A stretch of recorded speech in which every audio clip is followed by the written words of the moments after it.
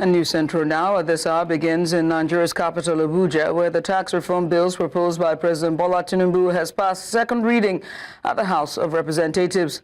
The four bills, Nigeria Tax Bill, the Tax Administration Bill, Joint Revenue Board Establishment Bill, and the Nigeria Revenue Service Bill, scaled the second reading on Wednesday after an extensive debate by lawmakers. The House had earlier consolidated the four tax reform bills last year into one before beginning the debate on the general principles. The consolidation of the bills followed a motion by the House leader, Professor Julius Ehubore, following the leave granted by the Speaker, Abbas Tajuddin. The Senate Public Accounts Committee has raised alarms over financial irregularities and missing firearms within the Nigeria police force. A review of the Auditor General's report uncovered contract infractions amounting to 1.136 billion naira and the disappearance of over 3,900 firearms, including AK-47 rifles. Assistant Inspector General of Police Budget Abdul Suleiman assured lawmakers that audit queries had been addressed, but tensions rose when Senator Ningi demanded a private session before storming out. Despite police appeals for discretion, lawmakers insisted on full accountability. Senator Victor Ume warned that the missing firearms amid escalating insecurity pose a severe national threat. Dissatisfied with police explanations, the committee has summoned the Inspector General of Police to appear on Monday. Parts of Nigeria have now been plunged into darkness on Wednesday as the national grid collapsed or suffered another collapse, the second this year. According to the Nigerian System Operators Portal, the outage occurred around 11:30 a.m. local time. The Transmission Company of Nigeria, TCN, has yet to disclose the cause. This latest collapse follows a similar incident on January 11th and continues a pattern of instability with at least 12 collapses recorded in 2024. And still on the power, rather as we switch gears to politics, where we understand that APC National Chairman Dr. Abdullahi Ganduje has declared that the presidency will return to the north after President Bola Tinubu's second term. Speaking at the APC headquarters in Abuja while receiving a delegation from the Tinubu Northern Youth Forum, Ganduje dismissed speculation about a northern presidency bid in 2027, calling such plans dead on arrival. His comments come amid reports of political challengers or political groups strategizing to challenge the ruling party in the next election. The former governor of Kano State also defended Tinubu's administration, saying his policies are effectively tackling inherited challenges.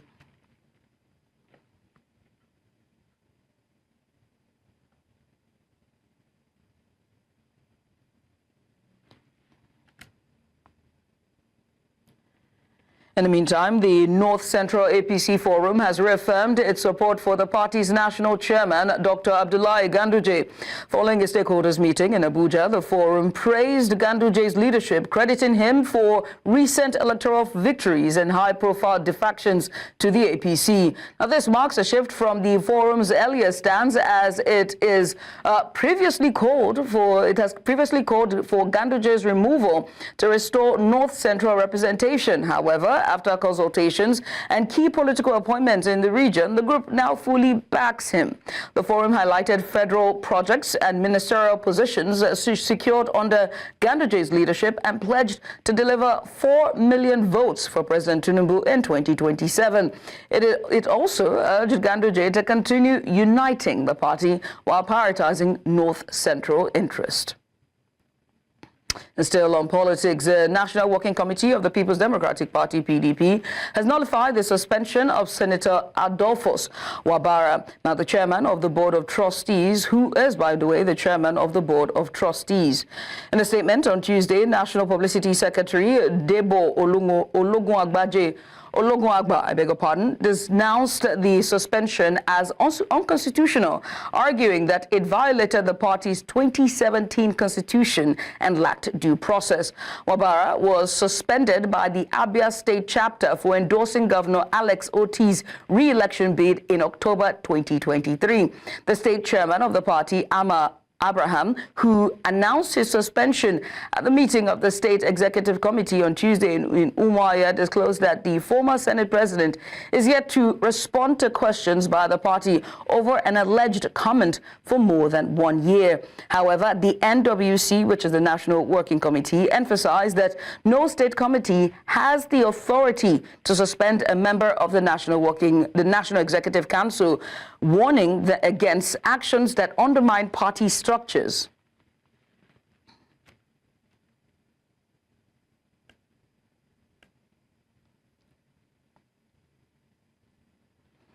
Yet another member of the House of Representatives, Garba Koko, representing Bise Mayama Yime, federal constituency of Kebbi State, has defected from the People's Democratic Party, PDP, to the All Progressives Congress, APC.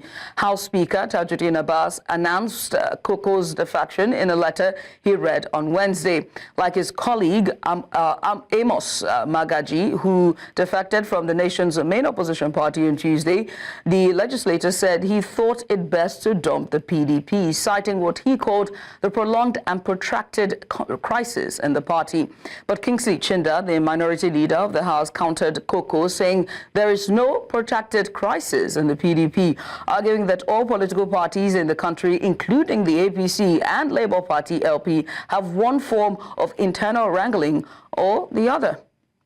Still on politics, Special Advisor to the President on Policy Communication, Daniel Bala, has claimed that the NSAS movement laid the foundation for what he describes as irresponsible protesting in Nigeria. Bala made the statement while appearing on News Central's Breakfast Central to discuss the impact of President Bola Tinubu's policies and reforms on Nigerians. According to him, the government cannot stand by and allow unregulated protests, citing past demonstrations in Lagos as an example. I was in Abuja, I participated. It started on Sunday. After church, I drove, and then I stopped by the central area, tried to identify with Nigeria, let them express themselves. For the first few days, almost a week or close to 2 weeks, they had all the freedom in exercising whatever. In Lagos here, they were singing, bringing parcels. Nobody had a problem. When we began to have the problem was when they came up with the demands. Governor Sanwo-Olu took the demands to President Buhari, and President Buhari said, I'm going to implement them. Some of those demands are not automatic. Reforms in the police, you can't do reform overnight. Now, after he agreed that he was going to implement that, a strategic protesting group with leadership would have said, okay, we then have to, just like the labor union, we are going to call up the protests for 2 weeks and see government action. When they fail, we are going to be back on the street. You know what those guys said? They said, we are not leaving the street until we see those things happen. So they now start taking over the highway, taking over the street, thereby blocking people. So in other words, you want to shut down the law and order in the country. There is no police anywhere in the world that will close its eyes to that fact. Now, NSAS was the beginning and the foundation of irresponsible protesting. Now let's go back to politics, shall we? As the National Working Committee of the People's Democratic Party, PDP, has nullified the suspension of Senator Adolphus Wabara, who's the chairman of the Board of Trustees. Now, this was in a statement that was issued on Tuesday by the National Publicity Secretary, Debo Ologunagba, who denounced his suspension as unconstitutional, arguing that it violated the party's 2017 constitution and lacked due process. And so to have further discussion on this, we're joined by a special guest. For more on this, we're going to go in-depth into the discussion, and joining us is a political analyst and social commentator, Michael Toluhi. Michael, many thanks for joining us. We appreciate you for doing this with us. I mean, beyond the stated reasons, what are the underlying motivations and power struggles within the Abia State PDP that may be driving this conflict, and how do you see these internal divisions impact the party's ability to function effectively? Yeah, first, thank you, Judy. Thank you for that. Good evening, everyone. It's funny, you know, the level that PDP had gone, the level of impunity, the level of high-handedness of some members of PDP is becoming appalling for someone like me. When I see them do all this, and I wonder and I begin to ask myself, was this the PDP or is this the PDP that actually led Nigeria for 16 years? And because you look at it, you now ask, where is Abia State's working committee gaining the power to think they can suspend a member of NEC, not just an ordinary member, the chairman of the board of trustees of the PDP? Are they forgetting that there is an amendment to the PDP constitution as of 2017 that says one cannot, ordinary people like them can't suspend a member of NEC? They should have thought of that.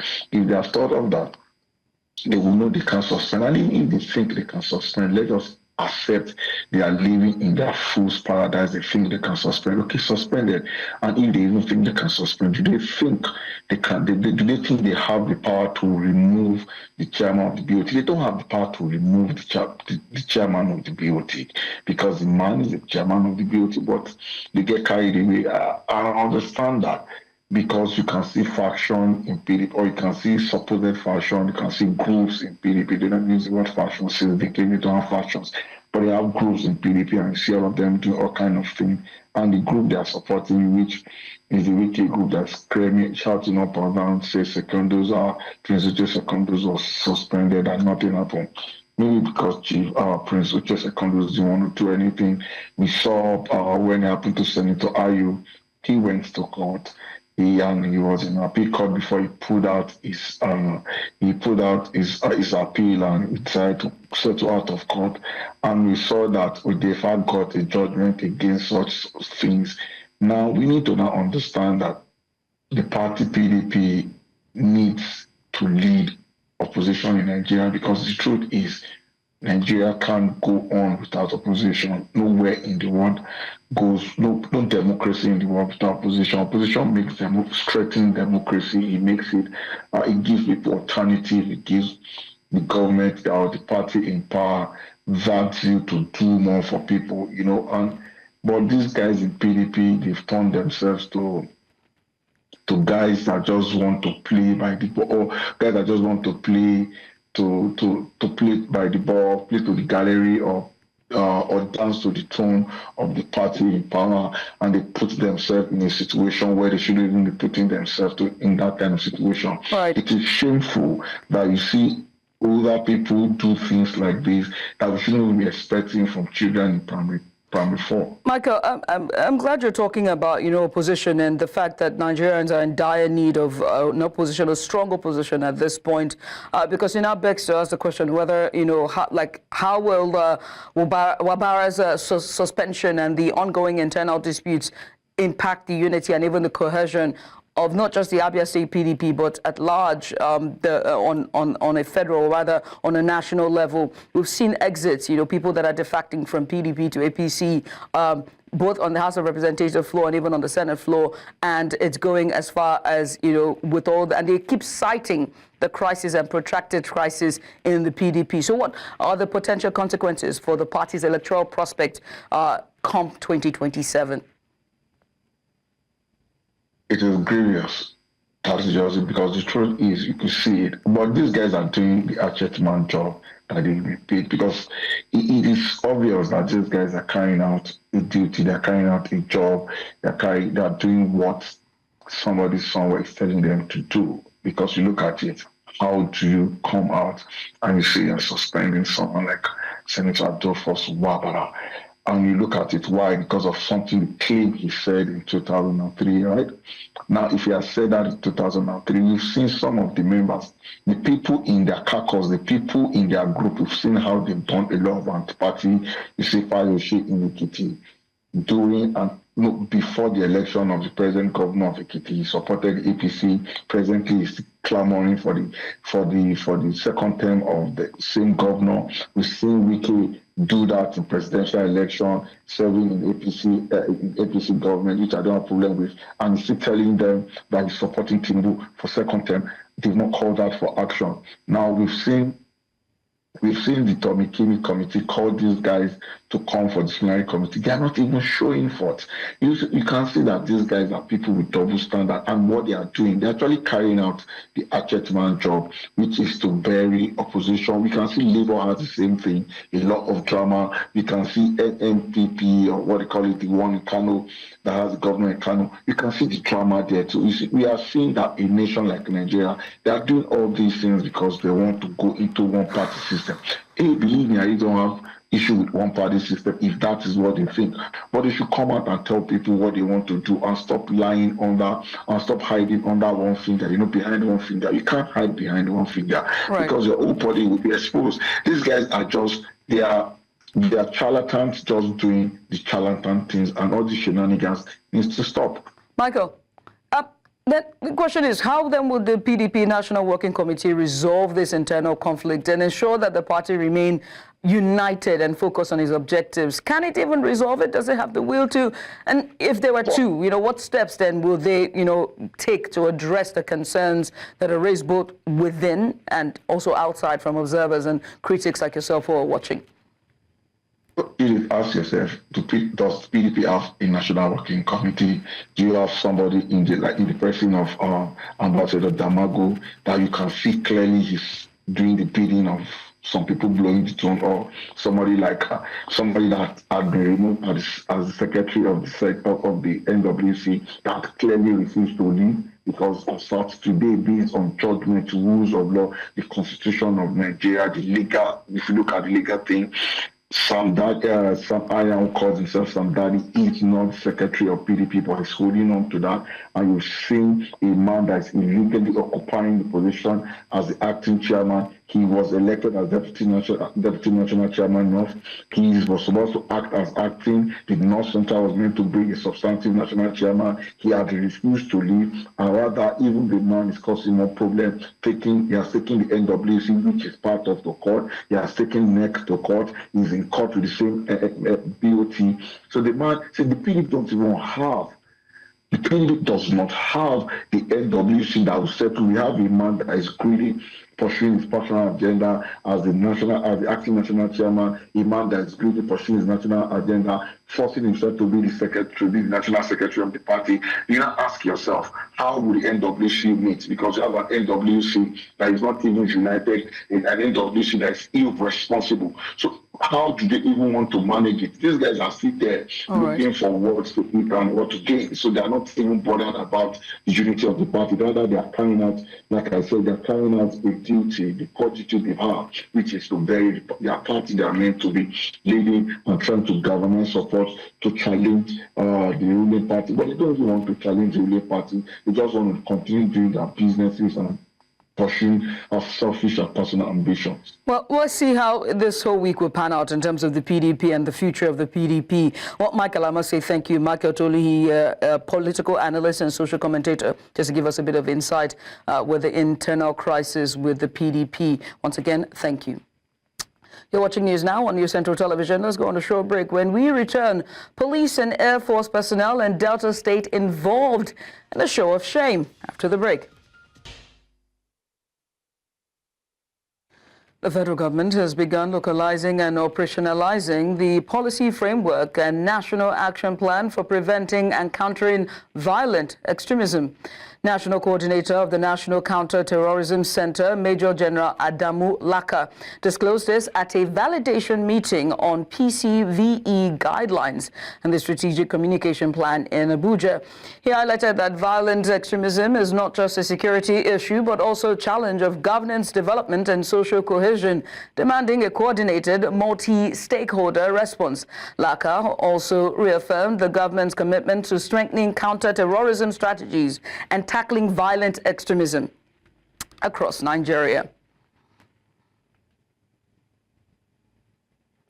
What could be described as a show of shame, footage has emerged of a clash between some personnel of the Nigerian Air Force and police in Jado Okpe, local government area of Delta State.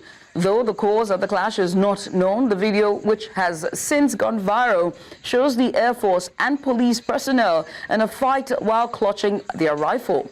A reliable source said the clash caused fear among residents of the area, who were worried about possible escalation.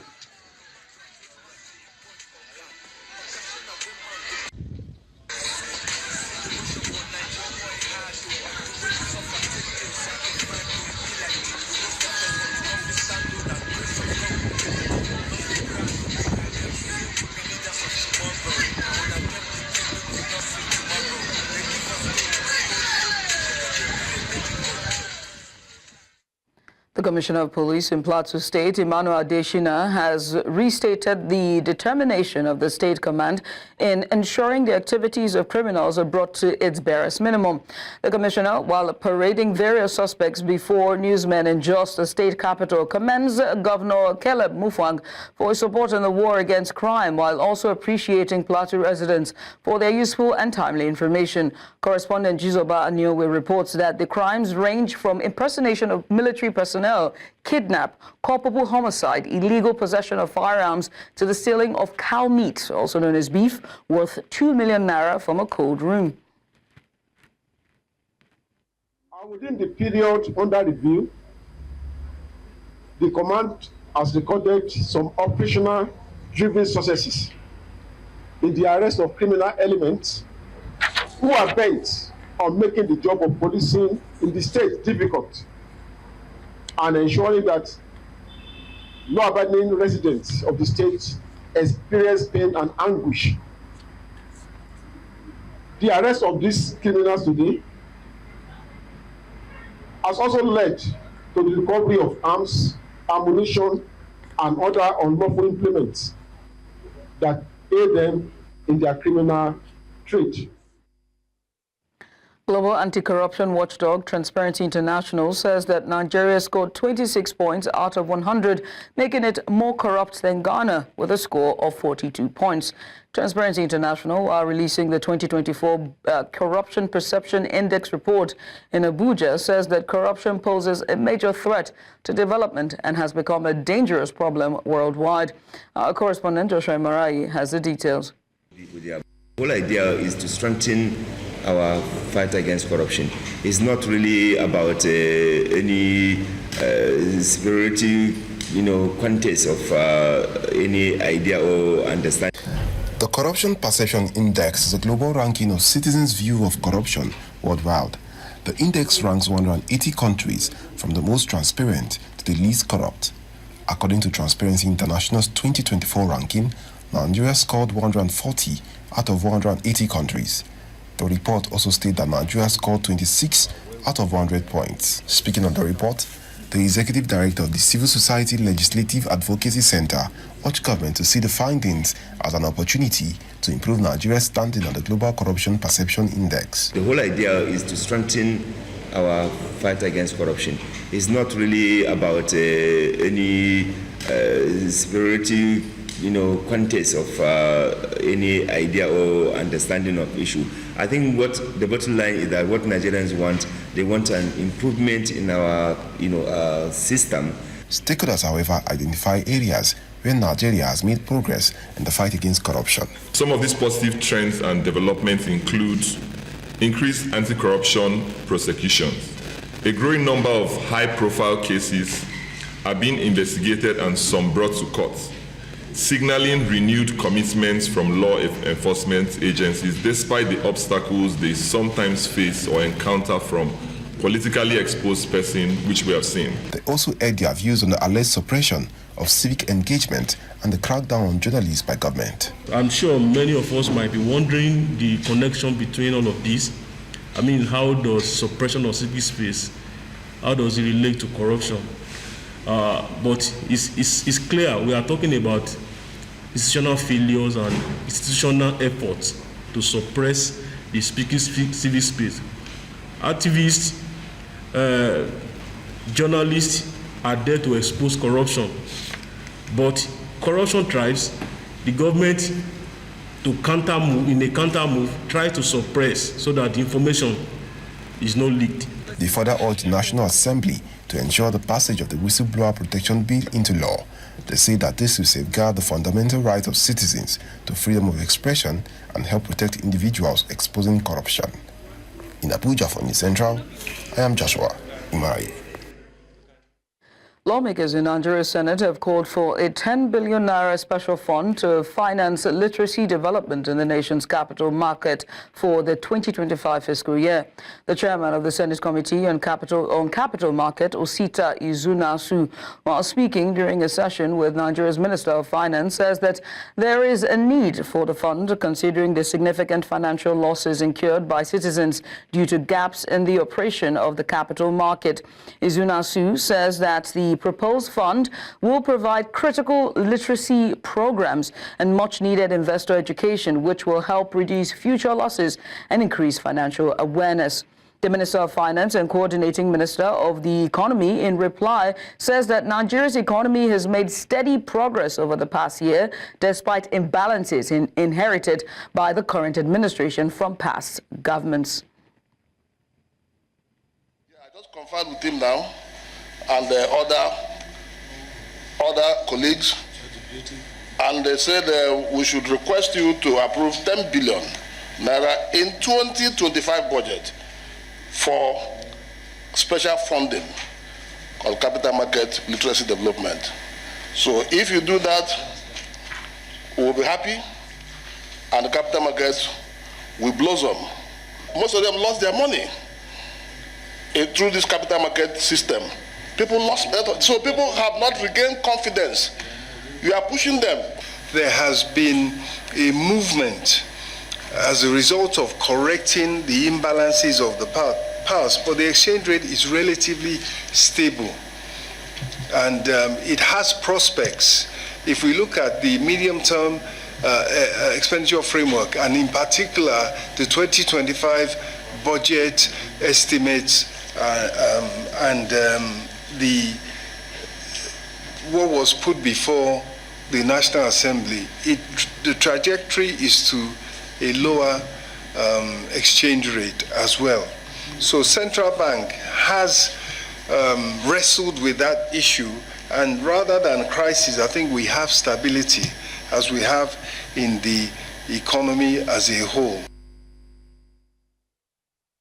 The Taraba state government has denied allegations that Governor Abu Kafas diverted 100 billion naira to a retired general. The State Commissioner for Information, Zainab Usman, dismissed the claims as outright falsehood, saying the administration is focused on settling inherited debts while advancing key development projects. She also rejected accusations of mismanaged local government funds, clarifying that recent disbursements were made to support local development initiatives. Usman highlighted security improvements and a significant rise in internally generated revenue, which has grown from 700 million naira to over 2 billion naira. Reaffirming the government's commitment to transparency, she urged the media to prioritize accuracy in reporting. Despite criticism, the administration maintains that multiple projects, including the T.Y. Danjuma House, are progressing to accelerate Taraba's development.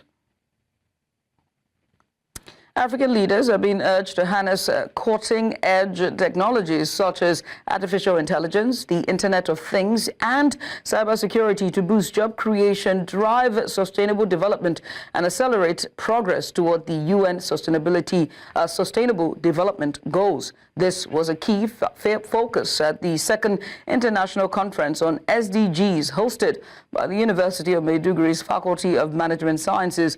News Center's Umar Kirawa reports. At the University of Maiduguri, experts and stakeholders gather to explore new economic frontiers, tackle present challenges, and propose digital solutions. Over the next few days, we will be engaged in rigorous discussions and knowledge sharing, as well as explore the complexities of sustainable development, examine the challenges and opportunities of expanding economic frontiers, and identify emerging solutions. The serial entrepreneurs of MIT, their collective GDP in 2016 was almost 2 trillion USD.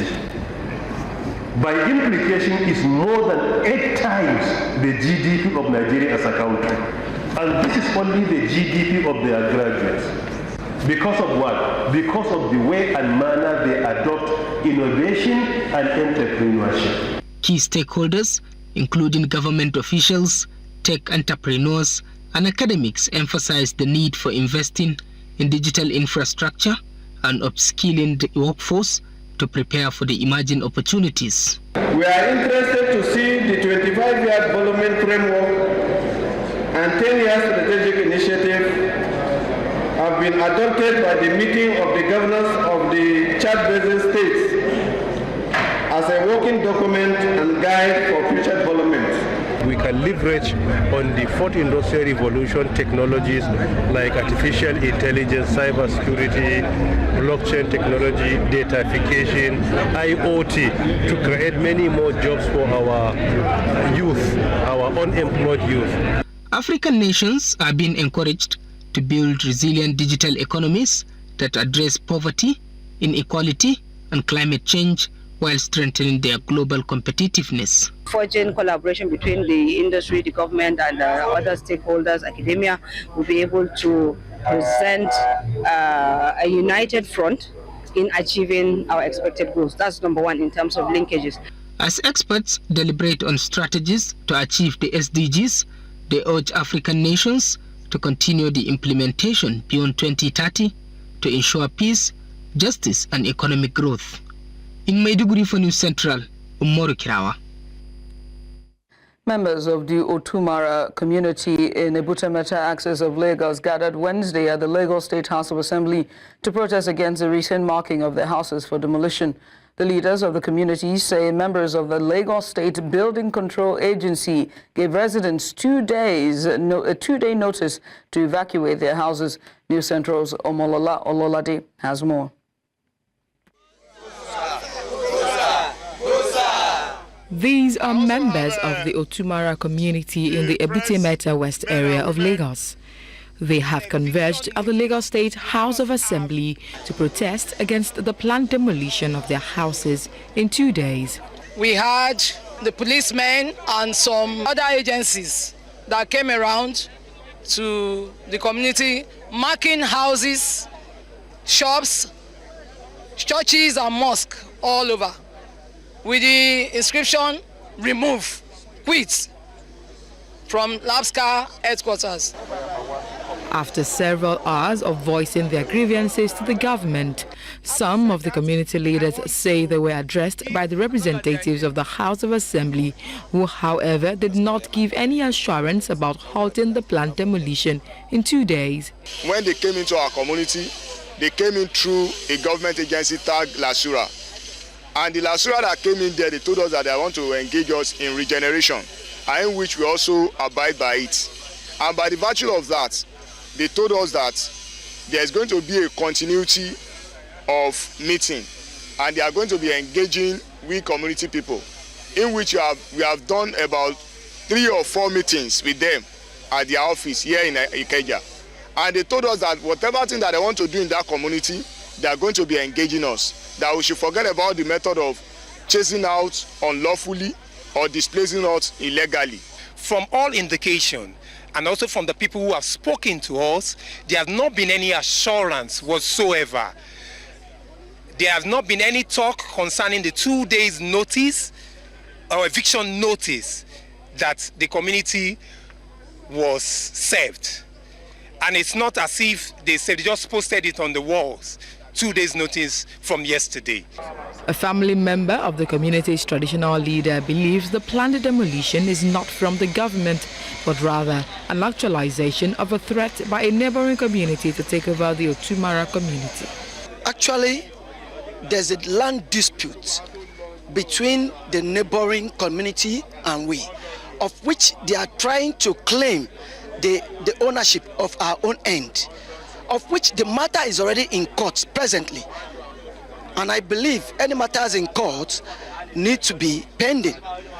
But all I can understand for now, and they are only using this as a threat to displace people or to create fear in people's hearts in order for them to achieve their aim. Residents of Otumara, a community of over 200,000 people, are hopeful for the intervention of the government in ensuring that their homes are not destroyed and being turned to displaced persons. Thank God Otumara people are law-abiding citizens. In Lagos for News Central, I am Omolola Ololade. And you're welcome back. France is set to relinquish control of its only military base in Côte d'Ivoire, a move signaling a shift in its defense ties with Africa. The Port-Bont base near the capital, Abidjan, has been a crucial French military outpost for decades, playing a key role in stabilizing the country after political unrest in the early 2000s. The decision follows Ivorian president his push to reduce French military influence, part of a broader trend across West Africa.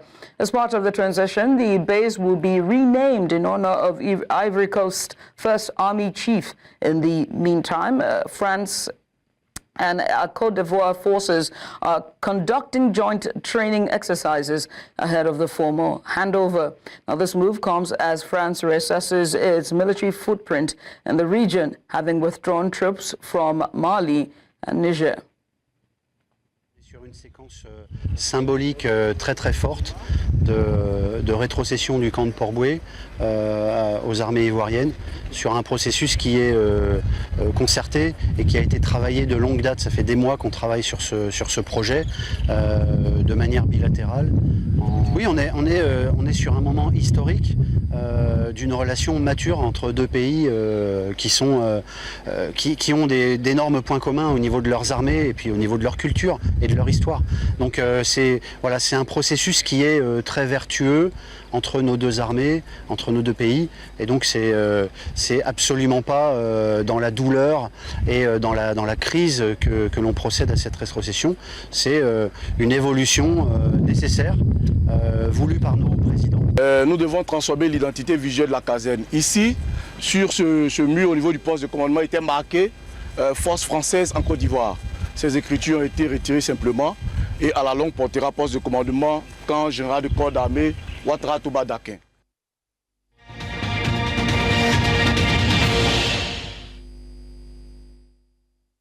U.S. President Donald Trump has dismissed Paul Martin, the independent inspector general of the U.S. Agency for International Development, just a day after his office criticized the administration's effort to dismantle the agency. A brief White House email on Tuesday informed Martin that his position has been terminated effective immediately without providing a reason. Martin, appointed by Trump's predecessor, Joe Biden, was one of the last remaining Inspector General after Trump dismissed 18 others, independent watchdogs overseeing federal agencies. Since taking office last month, Trump has aggressively pursued his pledge to streamline what he calls an unbearably large federal government.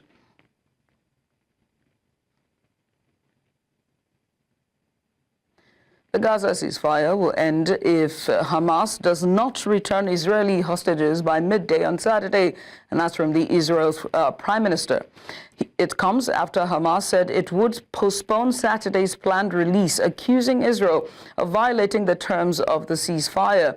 There are fears that violence could return to the enclave in a matter of days. For News Central, international correspondent Afia Hagen has more.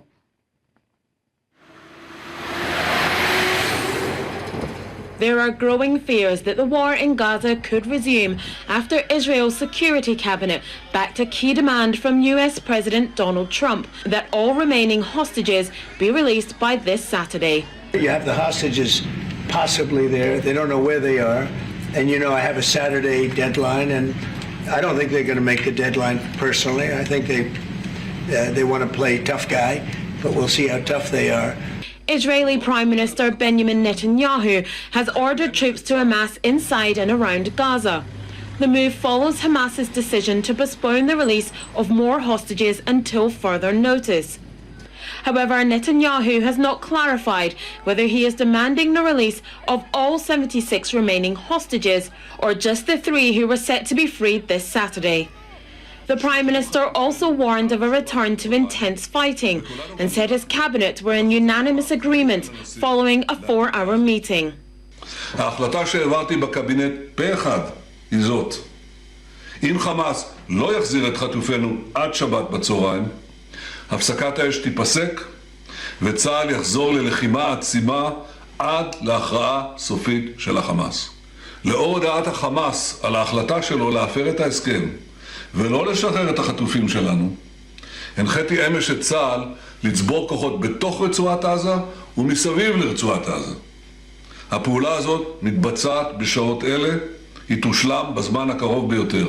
כולנו גם בירכנו על הדרישה של הנשיא טראמפ לשחרור חטופינו עד שבת בצהריים, וכולנו גם בירכנו על החזון המהפכני של הנשיא לעתיד עזה. Hamas insists it remains committed to the ceasefire deal and has accused Israel of being responsible for any delays. Meanwhile, Arab nations are reportedly pressuring Hamas to get the agreement back on track. In a separate diplomatic development, Jordan's King Abdullah has reaffirmed his opposition to President Trump's plan for Gaza, rejecting any attempt to displace Palestinians. With tensions rising and military forces mobilizing, the future of the ceasefire and the fate of the remaining hostages hangs in the balance. For News Central, I'm Afia Hagan.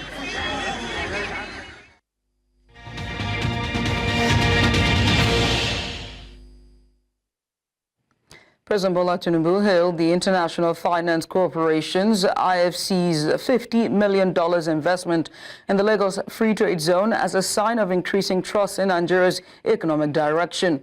The investment, part of the Tolaram initiative, aims to enhance land development, industrial growth, and logistics infrastructure, positioning Nigeria as a key trade gateway in West Africa. Tinubu emphasized that such strategic partnerships not only bolster the industrial base but also attract foreign investments. He reiterated his administration's commitment to fostering a business-friendly environment and highlighted the IFC's broader support for Nigeria's energy security within a $70 million investment.